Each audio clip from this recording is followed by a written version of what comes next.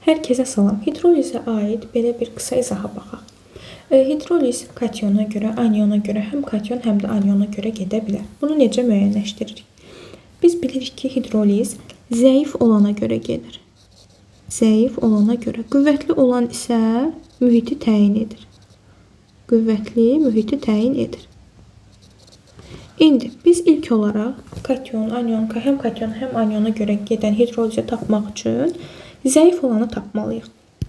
Burada natrium qüvvətli əsasda, amma CO3 zəif turşudur. Yəni zəifimiz budur. Və turşu qalığı həmişə necə olur? Mənfi yüklü olur. Mənfi yüklü, yəni anion deyəndə mənfi, kation deyəndə müsbət yük nəzərdə tutulur. Yəni zəif olan turşu qalığımızdır. Burada turşu qalığı zəif olduğuna görə hidrolizdə aniona görə gedəcək. Sonra baxırıq, kalium qüvvətli əsasdır. Kalium xlorid də həmçinin qüvvətli turşudur. Hər iki tərəf qüvvətli olanda bu duz hidroliz etmir. Yəni burada nə kation, nə də aniona görə hidroliz baş vermir. Sonra NH4 xlor. Bu NH4 zəif əsasdır, xlor isə qüvvətli turşudur. Zəif olanımız əsasdır və NH4 bilir ki, NH4 müsbət ammonium iyonu müsbət yüklüdür.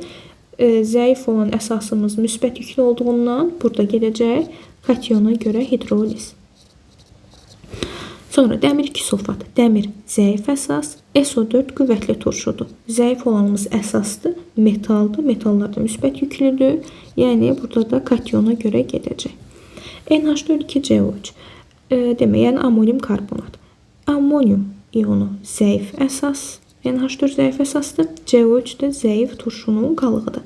Hər iki tərəf zəif olduqda isə burada həm kationa görə, həm də aniona görə gedir. Yəni burada diqqət elədinizsə, hər iki tərəf qüvvətli olanda hidroliz nə kationa görə, nə də aniona görə getmir. Yəni ümumiyyətlə bu duz hidroliz etmir. Hər iki tərəf qüvvətli olanda. Amma hər iki tərəf zəif olanda hidroliz edir. Həm kationa görə edir, həm də aniona görə etmiş olur.